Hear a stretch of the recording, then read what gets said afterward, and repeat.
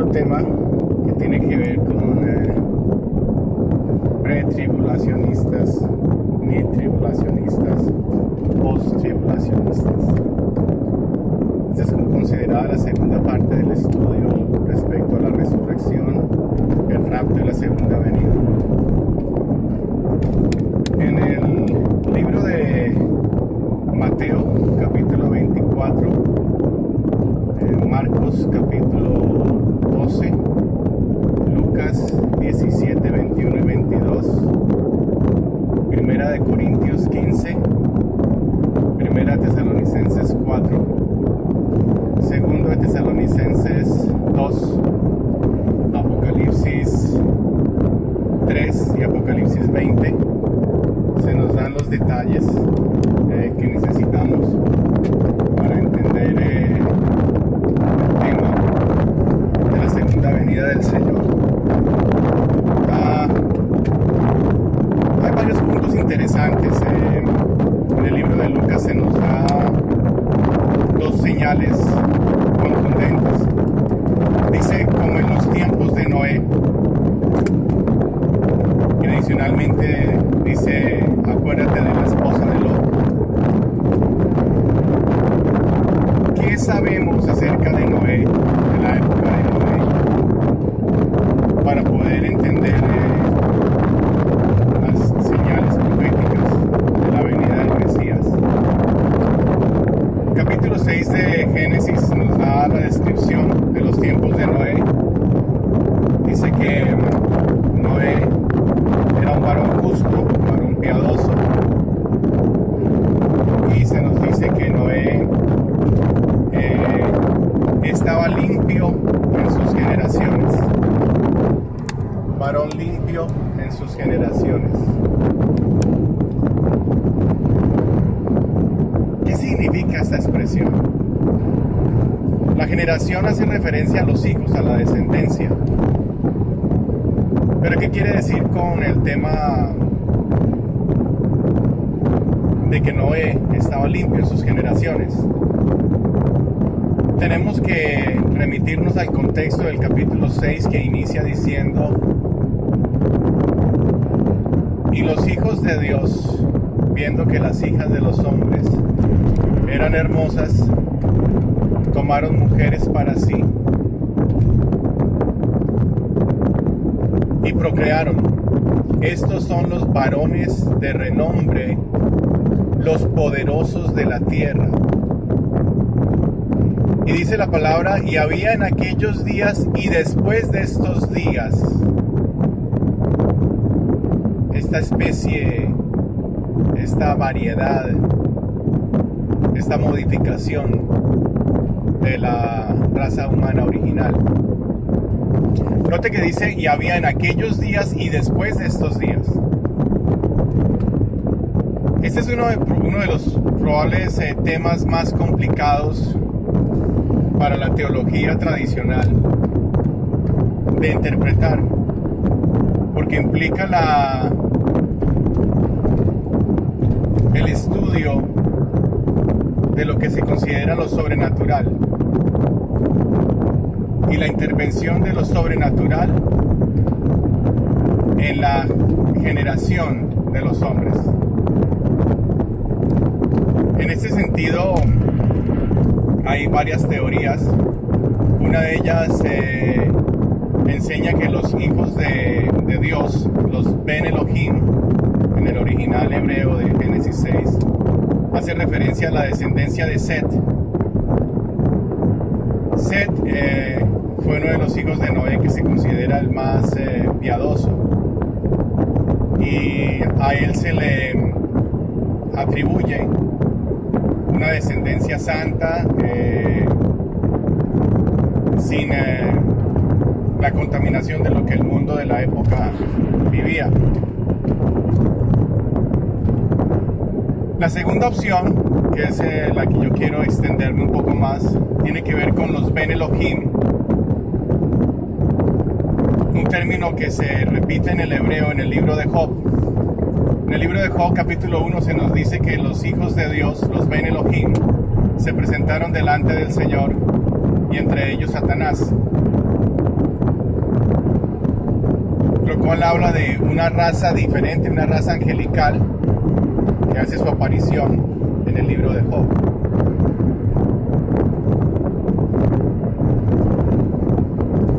Cualquiera que sea el caso, necesitamos entender que existe una serie de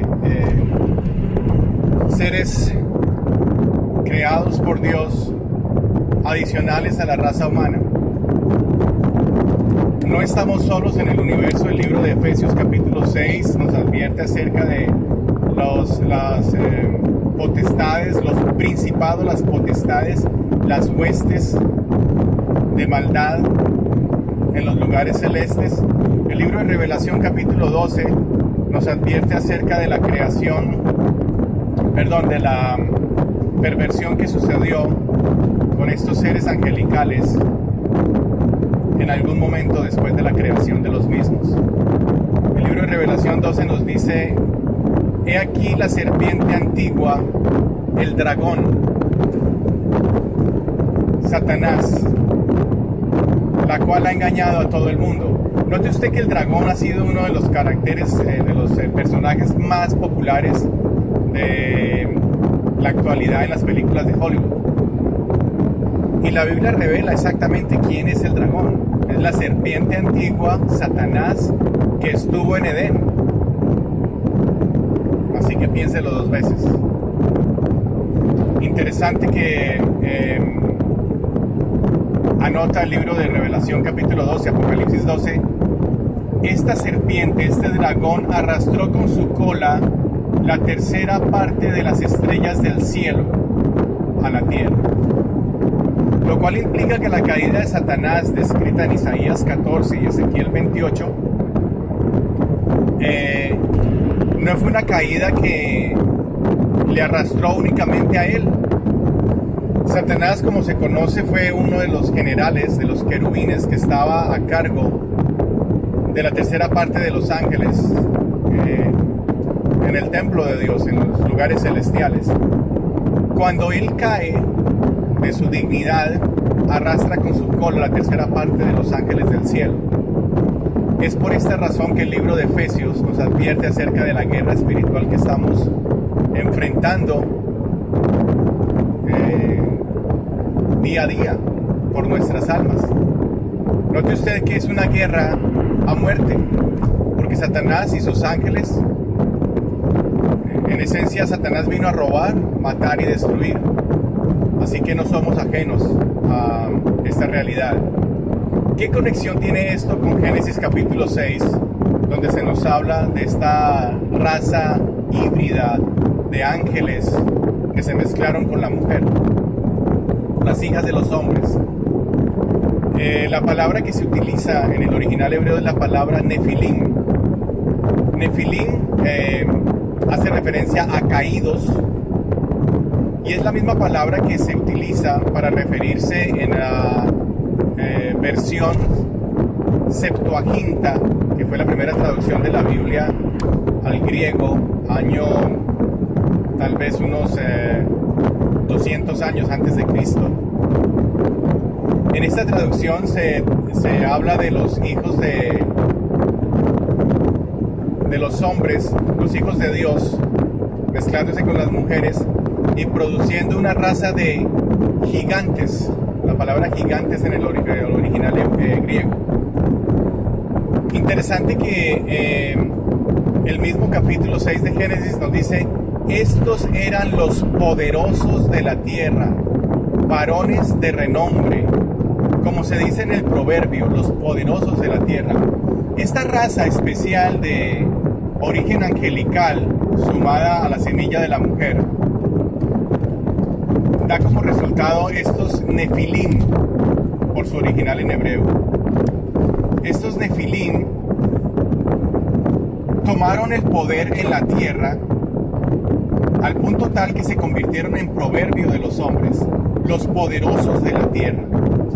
Ahora déjeme hacer un salto por un momento para hablar de lo que sucedió en el enfrentamiento entre David y Goliat, porque tiene todo que ver. Si usted recordará, en el encuentro entre David y Goliat, Goliat era un paladín, un guerrero que tenía 6 dedos en cada mano, 6 dedos en cada pie.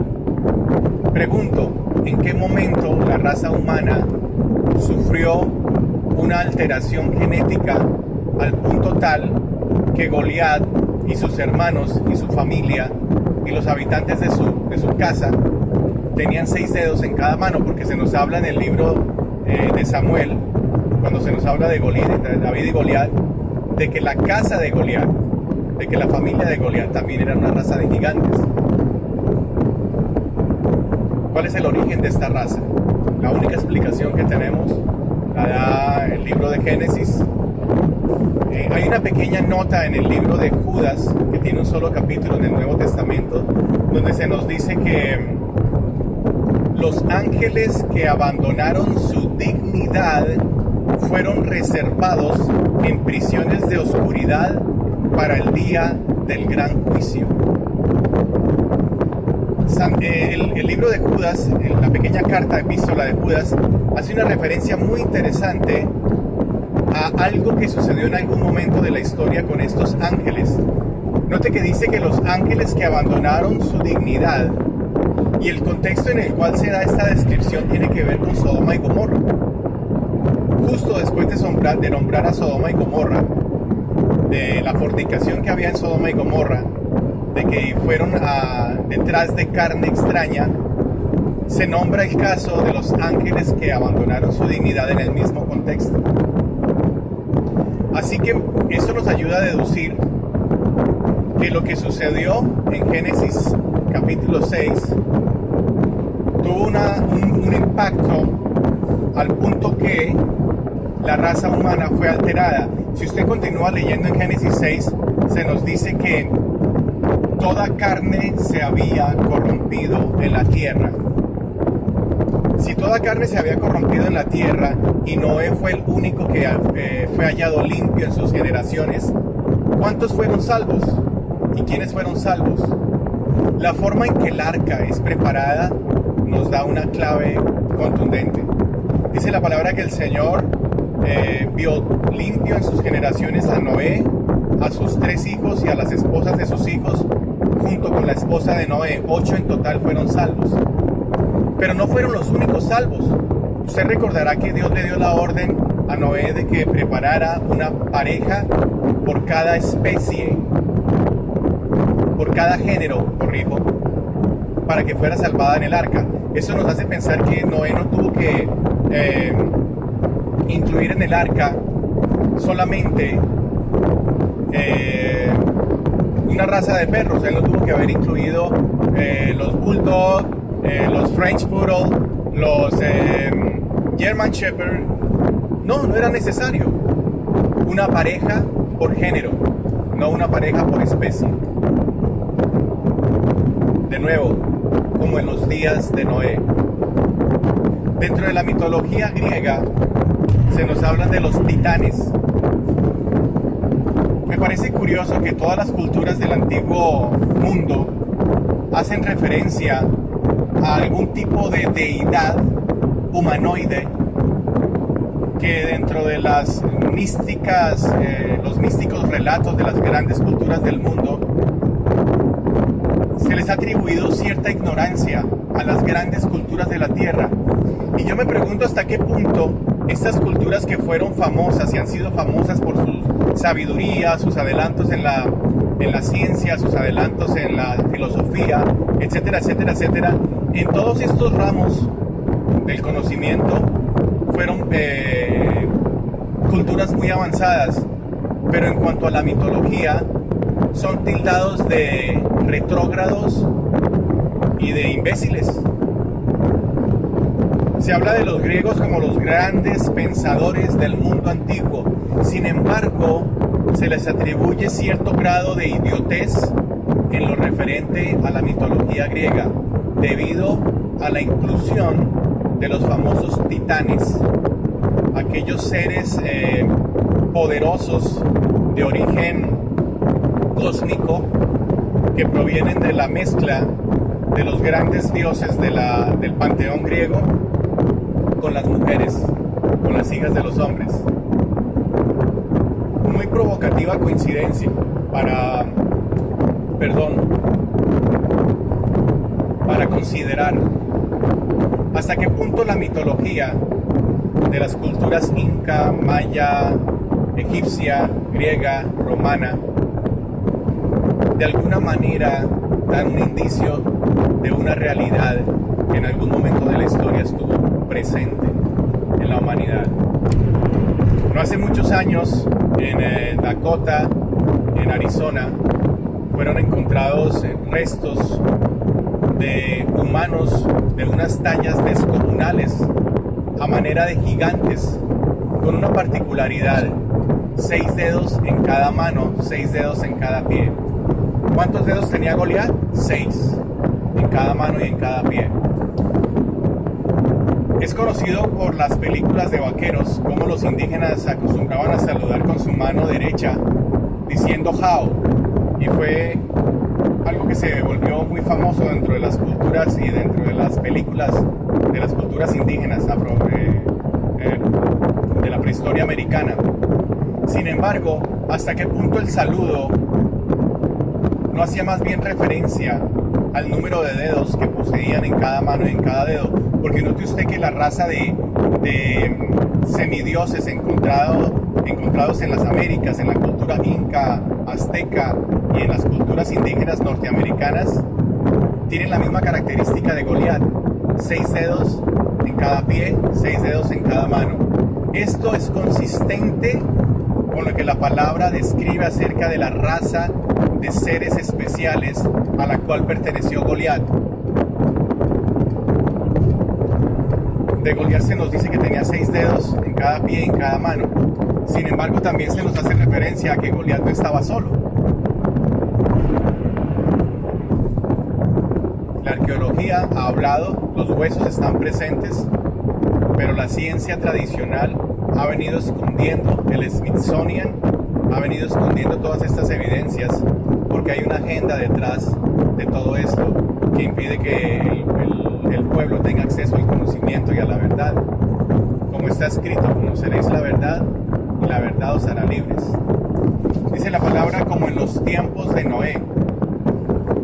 Y se había corrompido en aquella época toda carne, por lo cual Dios tuvo que escoger a Noé, a sus hijos y una pareja de cada animal para repoblar la tierra. Sin embargo, el libro de Génesis dice: y había en aquellos días y después de estos días los famosos Nefilim. Ahora yo quiero hacer una pregunta. Si nos adelantamos al libro de la ley, en el libro de Levítico, ¿por qué razón hay leyes que prohíben el cohabitar sexualmente con los animales? Esto implica que hubo algún momento en la historia donde la raza humana sufrió tal degradación sexual que los hombres y las mujeres cohabitaron sexualmente con animales. Pero adicionalmente el libro de Levítico también prohíbe la mezcla de especies.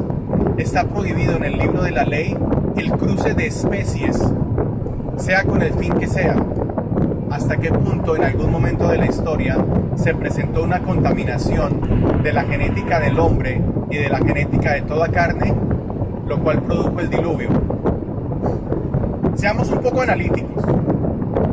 ¿Cuál fue la razón por la cual Dios destruyó la raza y los animales, la raza humana y los animales de la época de Noé?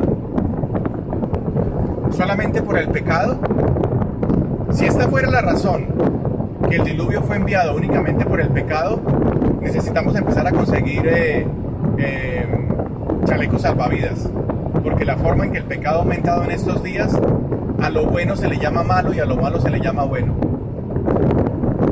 Tuvo que haber algo más poderoso detrás de todo esto. Génesis nos dice: y toda la tierra estaba llena de violencia, y el deseo del corazón del hombre era de continuo el mal. Se sabe que Hitler, Adolfo Hitler, con su movimiento nazi, desde los años 30, comenzaron los experimentos para el cruce de la genética de los animales y de los humanos, con el fin de lograr el soldado perfecto, la raza perfecta. Estos experimentos se sabe que nunca culminaron, sino que hasta nuestros días se siguen haciendo experimentos a nivel de ingeniería genética para cruzar la genética de los animales que poseen ciertas facultades con fines medicinales, con fines militares y con otro tipo de motivaciones. La palabra dice, como en los días de Noé, como en los días de Noé.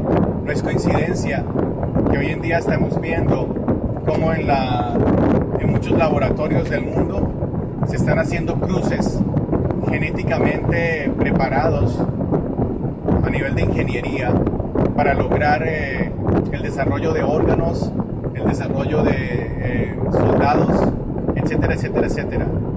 ¿Hasta qué punto esto está produciendo el abrir una caja de Pandora? Y se generarán nuevos virus, nuevas enfermedades y hasta monstruos. ¿Hasta qué punto tenemos conocimiento suficiente de la complicadísima cadena del DNA y de la genética de los seres vivientes que podemos estar enfrentando dentro de nuestros días? Seres mitológicos semejantes a los de los griegos, etc. El hombre en su jactancia, en su orgullo, ha eliminado a Dios de la fotografía y se ha embarcado en una hazaña de desarrollar la ciencia a niveles muy peligrosos que pueden originar muchísimos problemas. Y podremos estar enfrentando en esta o en la siguiente generación enfermedades desconocidas totalmente o enfermedades que se habían logrado superar, pero reforzadas gracias a la ingeniería genética y a la necedad del hombre que quiere eliminar a Dios del medio. Como en los días de Noé, la tierra se había llenado de violencia, los hijos de Dios se mezclaron con las hijas de los hombres, produciendo una raza híbrida de seres extraños, de seres poderosos que se apoderaron de las masas y ejercieron dominio sobre las mismas. Y había en aquellos días Nefilim, como en los días de Noé. Acordaos de los días de Noé.